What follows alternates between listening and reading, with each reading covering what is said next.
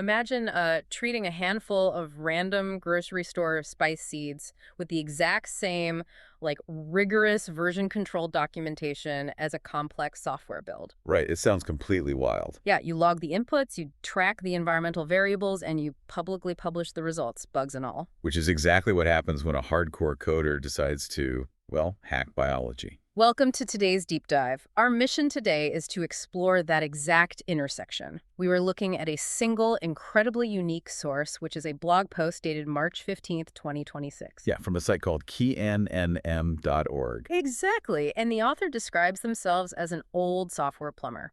The entry we are unpacking today is titled Notes on Gardening, Part 836. Part 836. Just let that number sink in for a second. It's unbelievable, and the subtitle is Resuming the Seed Germination Project. Now, for everyone listening right now, it is vital to understand that we are not here to give you a tutorial on growing tomatoes. Definitely not. Yeah, if you are looking for seasonal planting advice, this is a very different kind of conversation.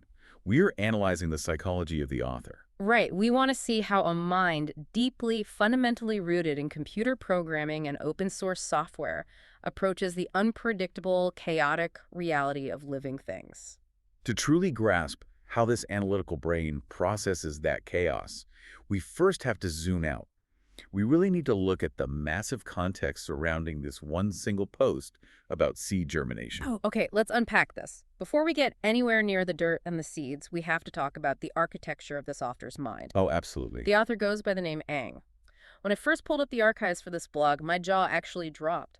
The metadata alone tells a massive story. The sheer volume of output is almost difficult to comprehend. I mean, the copyright on this blog dates all the way back to 2011. Wow. You are looking at a 15-year unbroken chain of meticulous daily documentation. I was scrolling through the timeline, and the escalation is just hard to wrap your head around. Like around 2020, you see about 366 posts a year. Which is basically one a day. Right, which is already an impressive habit, but then it just skyrockets. It becomes this engine of output. In 2021, the archive shows over 500 posts. And then from 2022 straight through to 2025, Ang was consistently publishing over 700 posts a year. 700. Yeah, that equates to roughly 2 detailed categorized posts every single day without fail for years on end. And the categories, I mean, they have this massive projects list that reads like the syllabus for the most eclectic, intense university on Earth. It really does. You have these highly technical software topics like notes on Haskell programming, notes on Elixir and Erlang, notes on Rust. And for anyone who isn't deep into coding, these aren't just your everyday simple programming languages. No, not at all. These are notoriously complex, incredibly strict systems. They demand absolute purity of logic. Right, but then sitting right next to those intense technical deep dives, in the exact same format, you have betta spawn logs, notes on fish keeping, notes on dieting. And of course, notes on gardening. Exactly. It's just such a fascinating mix. Underpinning that eclectic mix of strict code and organic hobbies is a fierce advocacy for flawed S. That's free, Libre, and open source software, right? Yes, exactly. Yeah. Ang explicitly urges their readers to support organizations like the Electronic Frontier Foundation, the Tor Project, and Wikipedia. Which is super telling. It is. This philosophy is the key to understanding the author. Open source isn't just about getting software for free, you know.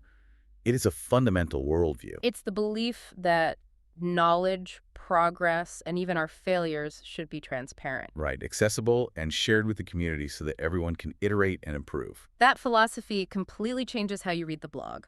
This isn't just a gardening journal or a private coding diary. It is a version control system for a human life. That is a great way to put it. It's like the author is logging patch notes and bug fixes for their own hobbies. Treating a hobby like gardening, and keep in mind, this post is literally part 836 of the gardening notes. Treating that, or dieting, which sits at part 116, as a distinct numbered project, reveals a profound commitment to incremental learning. Because in software development, you rarely build a massive, flawless program on the first try. Never. You write a script, you encounter an error, you debug it, and you release a patch. Version 1.1 becomes version 1.2. So by numbering their gardening posts up into the 800s, Ang is taking that software value of iterative improvement and applying it to dirt and leaves. Yes. They are iterating on their own life out in the open for anyone to learn from. But bringing that highly structured, version-controlled mindset into the physical world creates friction. Oh, for sure. A digital archive is clean. Exactly. The physical reality of Ang's garden on March 15, 2026 is decidedly not clean. Because the digital world has no weather, but in the physical world, the catalyst for this specific post is a recent heat wave. Right, environmental variables. Yeah, that environmental pressure, combined with a physical decluttering of the gardening area, is what prompts Ang to resume this seed germination project. There is a vital psychological link there, I think. Decluttering physical space often serves as a way to clear mental RAM. Oh, I like that. Clearing mental RAM. By cleaning out old, unused plant pots and making space, Ang is essentially opening up a new project branch in their mind. They are creating the bandwidth to run a new experiment. And the experiment itself is what I find so delightful. You hear seed germination project from a guy who writes comprehensive notes on Erlang programming, and you expect, I don't know, a climate-controlled hydroponic chamber. With laser-guided moisture sensors, right? Exactly. But what are they actually planting? Random spice seeds picked up during regular grocery runs. Literally just whatever was on the shelf at the supermarket. The methodology they use is even more surprising than the seeds themselves. Yeah, because the traditional protocol for starting seeds is highly methodical. Very structured. You typically use a seedling tray, which is a rigid grid of tiny isolated cups. You meticulously sow the seeds one by one into those individual compartments. It is highly organized, easily controllable, and highly measurable. It's essentially a spreadsheet made of dirt. A spreadsheet made of dirt is the perfect way to describe it. But Ang completely abandons the spreadsheet. Really? Yeah, instead of utilizing that careful grid, Ang opts to simply scatter these random grocery store spice seeds into the empty spaces of their existing plant pots. Just tossing them in. Just tossing them into the soil alongside whatever mature plants are already growing there. And surprisingly, Ang notes that the results are, quote, rather promising. Wait, I have to push back here. Sure. Because as a listener, you're probably thinking the exact same thing I am. Isn't scattering seeds willy-nilly exactly the opposite of what an intensely organized software plumber would do? You would think so. This is a person who numbers their dieting attempts. Shouldn't they be measuring exact soil depth? Shouldn't they have a grid coordinate system for every single spice seed? This scattershot approach feels totally out of character. What's fascinating here is that this scattershot approach actually represents a very high level of systemic thinking. It seems entirely contradictory. But experienced engineers like Ang eventually learn a crucial lesson. They recognize when a system needs to be tightly optimized and when a system just needs to be let off the leash to run. Ah, I see. It's the difference between writing mission-critical banking code and just throwing a quick Python script together to see if an idea even compiles. Precisely. Setting up 50 individual tray compartments, measuring the depth of the soil, labeling every single row that creates a massive barrier to entry. Right. In software terms, that is high friction. If a tool takes too long to configure, you simply won't use it. So by just scattering the seeds into existing pots, Ang bypasses all that friction. Exactly. The primary goal isn't to create a perfect symmetrical array of seedlings. The goal is data acquisition. Will these cheap grocery store seeds even sprout? They are treating the potting soil as a low-stakes sandbox environment. Yes. Yeah. If it fails, zero capital is lost. If it works, and it's currently rather promising, they've successfully generated new data. That low-friction experiment perfectly sets up the next phase of the post. Because while scattering the seeds might bypass the mental friction, breaking the rules of gardening has intense biological consequences down in the dirt. Oh, absolutely. And Ang dives straight into the science of this, proving that they fully understand the rules they are choosing to break. Right. Ang thoroughly outlines the standard gardening protocol. When you do utilize those individual compartments, the standard operating procedure is to sow 2 or 3 seeds per cup. Which serves as an insurance policy, guaranteeing that at least one seed will germinate. Yeah, but then comes the ruthless part of the protocol, which is thinning. This thinning. You're supposed to pluck out the extras and keep only the strongest seedling in each compartment. Ang explains exactly why this is mandatory. Because if you skip the thinning process, those tiny seeds germinate and immediately launch into a fierce competition with one another. It is literally a slow-motion battle royale happening in a 2-inch cup of soil. They are locked in a struggle for 3 finite resources. Right. Yep. Light, nutrients, and root space. This intense competition leads to a specific biological outcome that Ang refers to as leggy seedlings. Leggy seedlings, yeah. Apparently, this was a recurring bug they dealt with way back in Part 826 of their gardening notes. Legginess is a brilliant example of a biological algorithm executing an emergency response. Okay, tell me more about that. When multiple seedlings are crowded together, they physically sense the shade cast by their neighbors. Hmm. Plants actually have photoreceptors that can detect changes in the ratio of red to far red light. Wow, really? Yeah, which essentially tells them, hey, I am being blocked from the sun. Their biological imperative screams, get taller faster, or die in the shade. That is intense. So the plant diverts all of its available energy away from building a thick, sturdy stem, and instead pumps it all into rapid vertical growth. Just shooting straight up. They race each other toward the light. Right, But because they are stretching so fast, they fail to develop structural integrity. right, they get weak. The stems become incredibly thin, pale, and weak. They achieve height, but they are incredibly fragile. I want to pause here for a second because as you're listening to this, I want you to think about your own life or your career. Have you ever been in a situation where you prioritize looking successful quickly over building a solid foundation? It is a very common human trap, honestly. Here's where it gets really interesting, because the way you describe that biological mechanism sounds exactly like a volatile tech startup. Oh, that's a good comparison. You see these companies that grow incredibly fast to reach the light, which in this analogy is venture capital funding. Naturally. They want to be the tallest, most highly valued, most visible company in the room. But because they grew so fast and prioritized visibility over their fundamentals, they end up with a weak, fragile stem. Right, their actual business model is hollow. Exactly.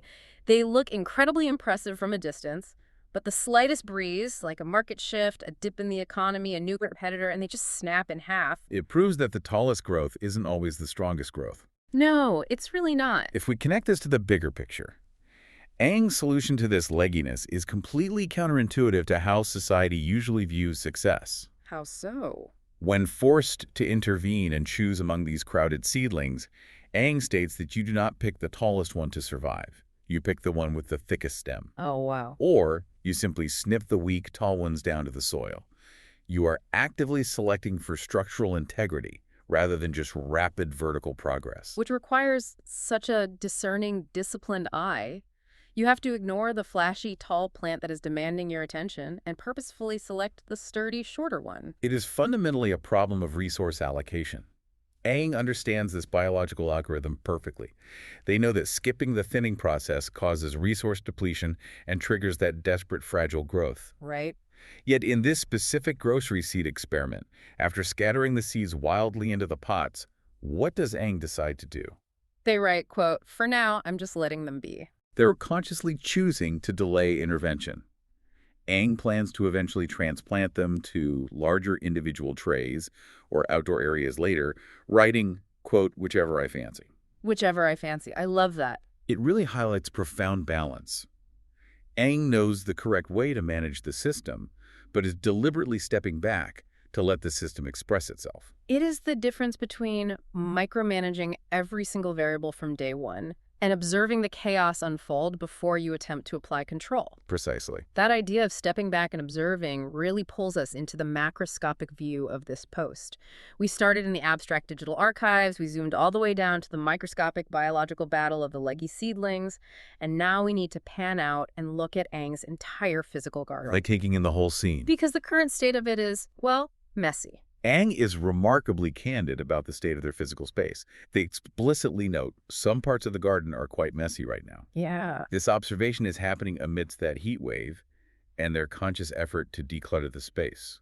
And the roadmap for the future is clearly laid out in the post. They want to systematically declutter the areas one by one. Step by step. And there is this highly relatable moment where Aang is contemplating the physical infrastructure of the garden. They write about planning to finally acquire a proper rack to store all these scattered plant pots in a much tidier order. Oh yeah, the rack dilemma. But they're currently stuck contemplating whether to buy a pre-made rack or to build a custom one themselves. The build versus buy dilemma.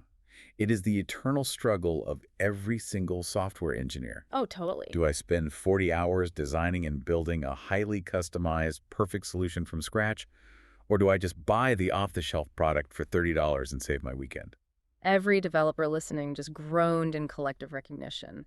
The mental load of making that decision is so real. It really is. But that specific dilemma leads to the final, and I think most profound sentence of the entire post. Aang looks at the messy garden, the scattered spice seeds, the pending decision about the plant rack, and writes, "It's a work in progress, both mentally and physically." A work in progress, both mentally and physically. That single sentence is a remarkable synthesis of everything we've explored today. So, what does this all mean? I want to talk directly to you, the listener, right now. Think about it. Think about your own messy projects, the half-finished book sitting on your nightstand, the coding language you started learning and abandoned after a week, The literal messy garden in your backyard. or the garage you've been meaning to clean out since 2024. If a person who has published thousands of methodical blog entries, over 700 a year, mind you, Yeah, a person who has written 82 distinct parts just on Haskell programming. right. If that highly analytical person can look at their life and comfortably say, yep, my garden is messy, my seedlings are fiercely competing, and my brain is a work in progress, then maybe you shouldn't feel so bad about your own unfinished tasks. This raises an important question about how we define success in our hobbies and our learning journeys. We frequently fall into the trap of assuming a hobby is only valid if we achieve total mastery or pristine order. So true. Aang's perspective shatters that assumption entirely.